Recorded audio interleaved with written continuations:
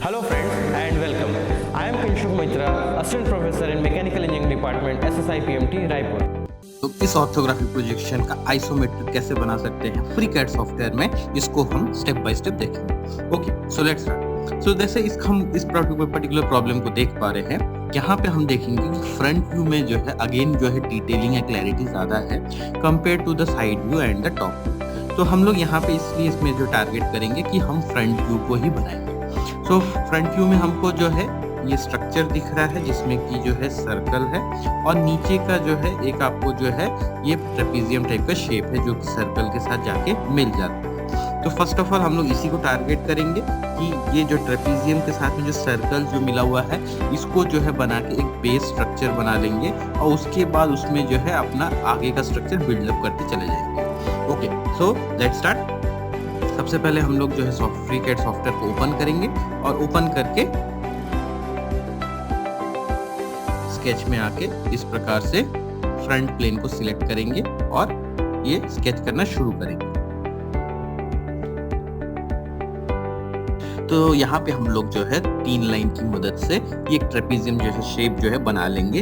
ऊपर वाला जो ट्रेपेजियम का लाइन को जो है हम लोग ना बना के वहां पे सर्कल बनाएंगे और फिर दोनों लाइन के एंड पॉइंट्स को कोइंसिडेंट करा के सर्कल के ऊपर साथ में टेंजेंसी भी लगा के हम जो है नीचे के हिस्से के सर्कल को ट्रिम कर देंगे। सो इस प्रकार से करने पे हमको क्या मिलेगा कि हम जो है एक क्लोज्ड फिगर बना पाएंगे। जैसे कि हमें यहाँ पे आप देख सकते हैं, यहाँ पे इन दोनों को पिक किया, हमने टेंजेंसी लगा दिया। अब ये बाय डिफॉल्ट इसने जो है कोइंसिडेंस ले लिया है, ये हमको दिख रहा है। यहाँ पे हमने फिर से जो है यहाँ पे कोइंसिडेंस लगाया क्योंकि यहाँ पे कोइंसिडेंस दिख नहीं रहा था। अब ट्रिम की मदद से जो ट्रिम कर देंगे, ये हमारा एक क्लोज्ड फिगर बन के तैयार हो गया। सो यही चीज जो है हमको जो है फॉलो करने की जरूरत है। चाहे कैसा भी फिगर हो, हमें हमेशा जो है एक क्लोज्ड फिगर बनाने की जरूरत होती है। अब हम इसका जो है फुल्ली कंस्ट्रेंट स्केच बनाएंगे और जो है इसको पैड करेंगे। तो देखिए जो है फुल्ली कंस्ट्रेंट स्केच बन चुका है। अब हम इसको पैड करते हैं। सो यहाँ पे जो वैल्यू दी हुई है हम उतने वैल्यू को पैड कर देंगे। अब इसके बाद जो है हम आगे बढ़ते हैं। तो आगे जो है देखेंगे कि ये जो सर्कल है यानी कि ये जो पार्ट है सामने सिलेंडर जो है थोड़ा सा आगे बढ़ा हुआ है जो कि अपने बेस स्ट्रक्चर से आगे अलग से निकला हुआ है। सो हम अब इसको फिर से जो है सर्कल बनाएंगे। अब वहाँ पे क्योंकि ये फुल्ली कंस्ट्रेंट हो गया था क्योंकि इसमें जो इंक्लाइंड लाइंस और एंगल की वजह से, पर यहाँ पे जो है ये फुल्ली कंस्ट्रेंट नहीं हो पाएगा जब तक हम इसकी जो है बॉटम से दूरी कितनी है बता सकें। तो इसकी बॉटम की दूरी जो है यहाँ पे ऑब्वियसली दी भी नहीं हुई है हमारे फ्रंट व्यू या और किसी व्यू में। तो हमको इसको जो है स्केच में जाके जो है इसको एक बार फिर से देखना पड़ेगा कि एक्चुअली यहाँ पे ये दूरी आ क्या रही है। तो हम यहाँ से इन दोनों की दूरी जो मेजर कर लेंगे, ये जो भी हमको यहाँ पे वैल्यू देखने को मिल रहा है, हम यही वैल्यू को जो है without even changing into the decimal level की 2 पॉइंट तक भी जो हम इसको चेंज न करके अगर इस प्रकार से बना ले तो ये एग्जैक्टली सही बन के तैयार हो जाएगा। ओके, सो अब हम यहाँ पे इसकी वैल्यू देखिए, ये भी एक सिलेंडर के रूप में इसको बना लिए हैं। अब इसके ऊपर जो एक और जो है हॉलो डिस्क टाइप का जो है पार्ट जो है बना हुआ है, अब हम उसको भी जो है बनाएंगे। ओके, सो यहाँ पे जो 2 सर्कल हम बना लेते हैं, दोनों सर्कल के जो है रेडियस की वैल्यू को जो है हम यहाँ पे मेंशन कर देंगे। इसके बाद हम जो है चाहे तो इसके अंदर 3 तो होल है, उन तीनों होल्स को भी जो है हम रिप्रेजेंट कर सकते हैं या फिर जो है हम अलग से बना सकते हैं। अगर होल को बनाते हैं तो उस केस में तीनों के बीच में 120 डिग्री का एंगल रिप्रेजेंट करना पड़ेगा और उसको सेट करके ही जो है बनाना पड़ेगा। इससे फायदा ये होगा कि दोनों सर्कल के साथ में अंदर के तीनों सर्कल एक ही बार में बन जाएंगे और पैड में ही जो है एक साथ कवर हो जाएगा, यानी कि अलग से पॉकेट करने की जरूरत नहीं पड़ेगी। लेकिन आपको तीनों सर्कल के बीच में 120 डिग्री का एंगल मेंटेन करना पड़ेगा। सो इस कारण से अगर हम जो है यहाँ पे अलग से पॉकेट कर लें तो वो ज्यादा आसान पड़ेगा। सो यहाँ पे हम पहले इसको जो है पैड कर लेते हैं। पैड करने के बाद अलग से सर्कल लेके उसको पॉकेट करते हैं। ये इस प्रकार से एक फिर से सर्कल ले लेते हैं फ्रेश स्केच लेके और उसमें जो है इसकी डायमेंशनिंग पूरा कंप्लीट करते हैं।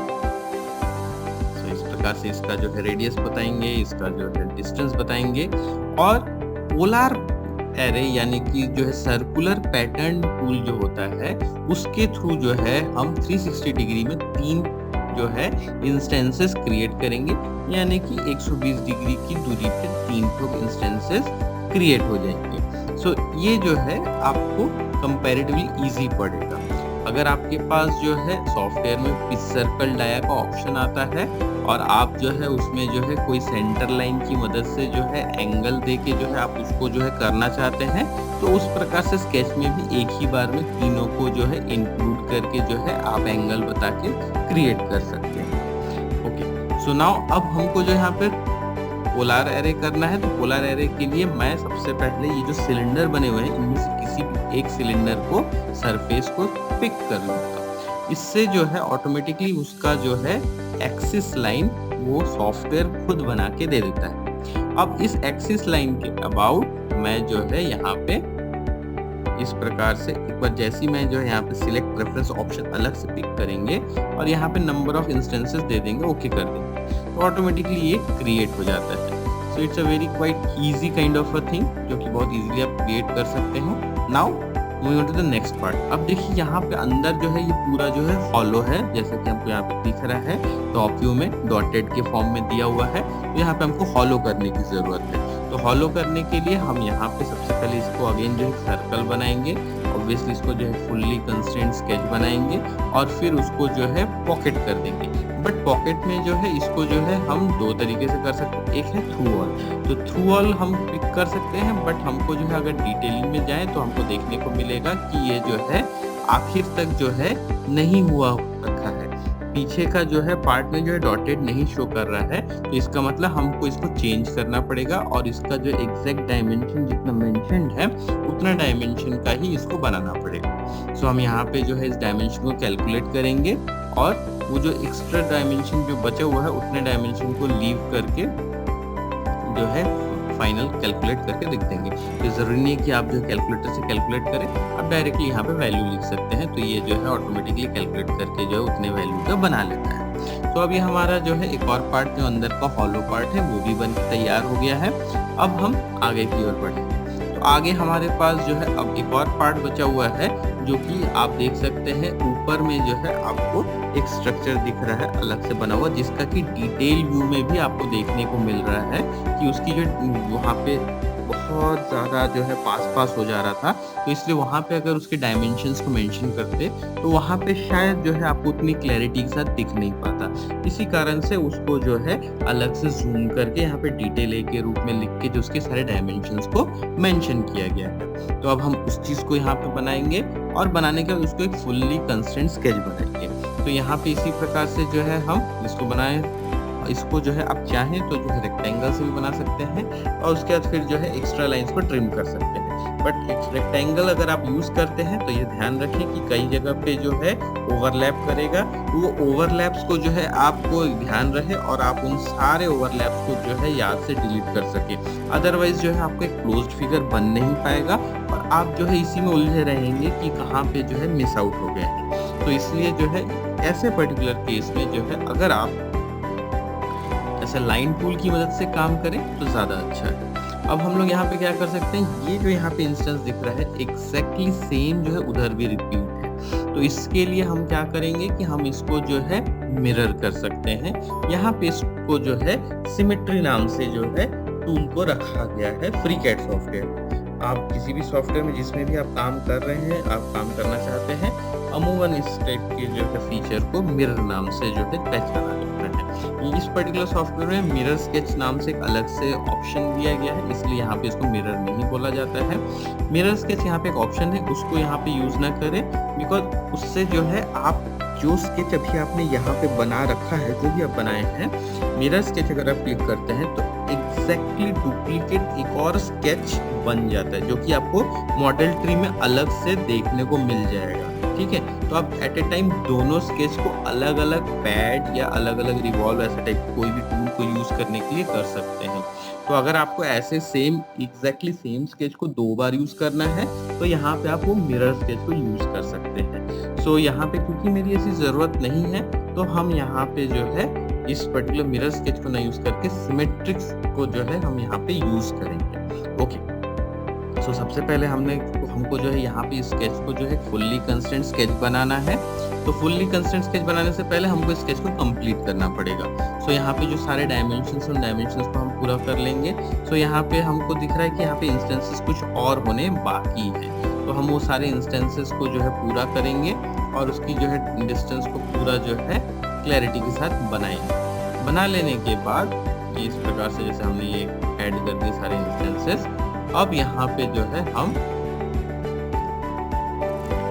आर्क एक थ्रू यूज करेंगे। आर्क टूल की मदद से जो यहाँ पे सेंटर पॉइंट है आर्क के थ्रू, आर्क का सेंटर पहले जो है एक्सिस जो मिडिल जो वर्टिकल एक्सिस आपको दिख रहा है, उस मिडिल वर्टिकल एक्सिस पे वहाँ पे जो पॉइंट करेंगे और दोनों एंड पॉइंट के अबाउट जो है आर्क बना के जो आर्क को कंप्लीट कर देंगे।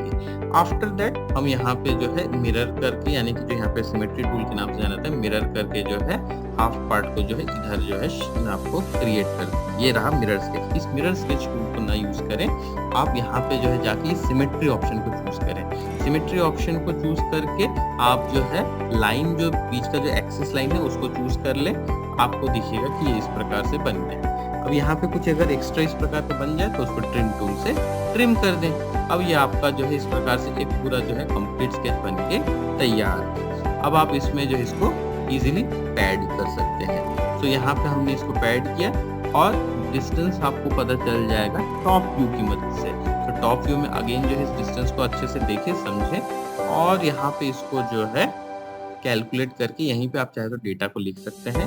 जो यहाँ पे अलग अलग जो डेटा है उन सबको क्लब करके माइनस करके जो है आपको डेटा तैयार करके ओके कर सकते हैं।